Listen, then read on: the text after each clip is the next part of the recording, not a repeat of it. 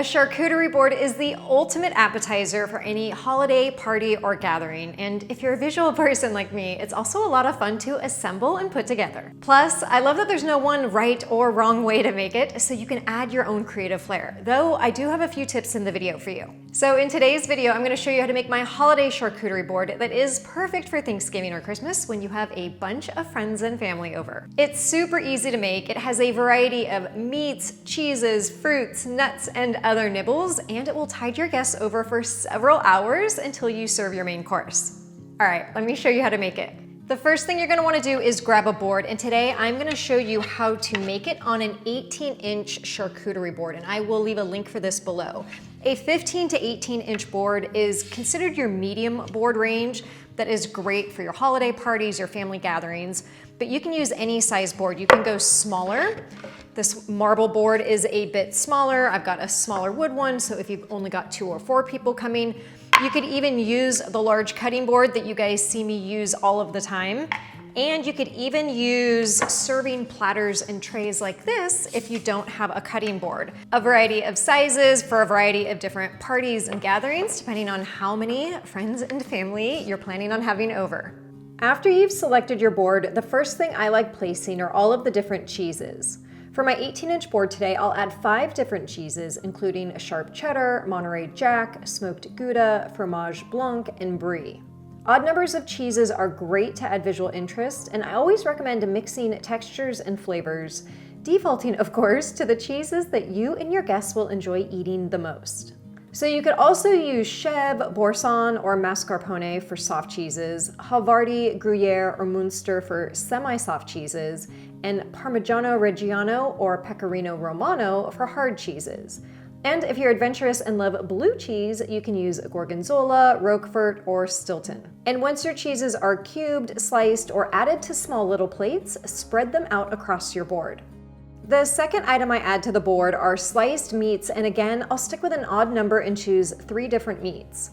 I personally love summer sausage, so that's always a must for me, and I'll just slice that up. Though, don't forget to remove the outer casing before serving, which I should have done before slicing. I also love to roll up prosciutto so it's easy to pick up, and let's be honest, it just looks better this way, especially when you've got several pieces lined up next to each other. And lastly, I'll add salami, and instead of placing it flat on the board, I'll fold each piece in half, then in half again, so they've got this pretty fan-looking shape. Again, these different slices, rolls, and folds add texture and visual appeal to the board for one wow-worthy presentation.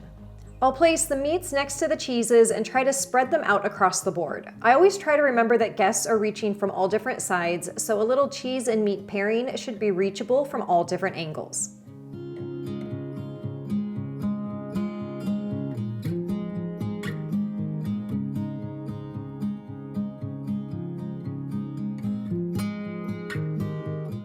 The third item I add after the sliced meats are bowls filled with sweet and savory items like honey, stone ground mustard, marinated artichoke hearts, and olives. A little drizzle of honey or a briny olive is just so darn good with the different meats and cheeses on a little appetizer plate. All right, next up is adding the crackers. Again, mix different shapes, sizes, textures, and flavors of crackers on your board. I'm using all gluten-free crackers because I'm gluten-free, and I've linked those in the recipe card on my website for you. But of course, feel free to choose your favorites. A combination of light and crispy, hearty and seedy, and flatbread crackers always works well.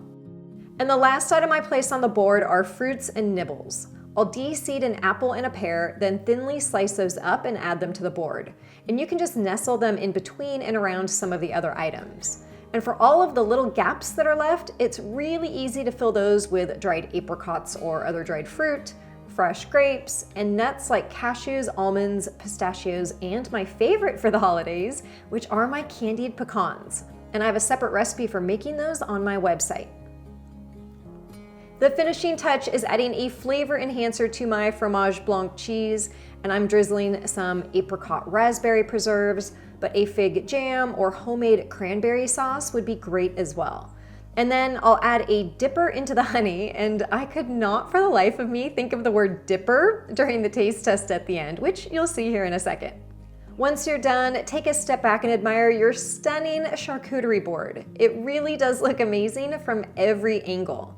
And if you want to make this process even easier to assemble before a holiday or party, you can pre-slice your cheeses and meats the day before and pre-fill the small bowls with dips, spreads, mustard, and jams, and then just cover and place those in the fridge. This makes it really easy to just place everything on your board right before your guests arrive. This is one mighty tasty lunch for me today. I don't even know where to start. There are too many good options. You know, a little cube of cheese is always a good place to start. Now, as I mentioned earlier, I think the key to a really amazing charcuterie board is just varying up the different textures and flavors and sizes and shapes. You just want a lot of variety for that visual interest. A couple of my favorite combinations too, if I'm gonna put some items on a plate, would be some prosciutto, brie, and honey. That's always a great combination, so dig into that brie. And then drizzle a little bit of honey on top.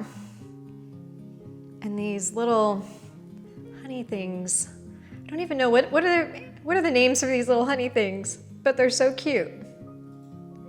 Drizzle some of that on, but together, that is one tasty combination.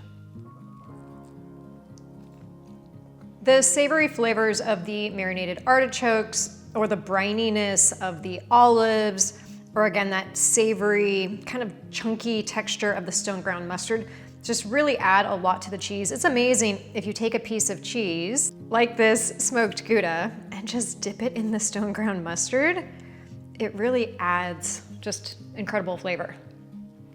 So on the full blog post on my website, I will list a few flavor combinations that usually work really well together for these, so that if you're doing a smaller board and you just want to focus on one flavor profile or one theme, you can do that as well. And when you're serving this up for a party or a holiday or gathering, I do recommend slicing the cheeses and the meats ahead of time, one day in advance, and just storing them in sealed containers in the fridge, because slicing the cheeses and meats does take just a little bit of time, so if you can do that ahead, that's always a time savings as well. And then after you've enjoyed all of these savory and creamy and crunchy textures that are so good on this charcuterie board, a little bit of the apples, the pears, the dried apricots, or the candied pecans, which by the way, if you have not made that recipe yet on my website, I highly recommend it for the holidays. It just really rounds things out and gives it that like finishing touch. Lastly, as I mentioned at the beginning, there is no one right way to make a charcuterie board. This is just one idea. It's one that I do often. I hope you guys enjoy it as well, but I would love to see all of your different creations, no matter the size, the shape, or how many items that you have on it. So don't forget to tag me when you make it. And if you enjoyed today's video, make sure to give it a thumbs up. Leave a comment below on what you might put on your charcuterie board. And with that, I will see you guys in the next video.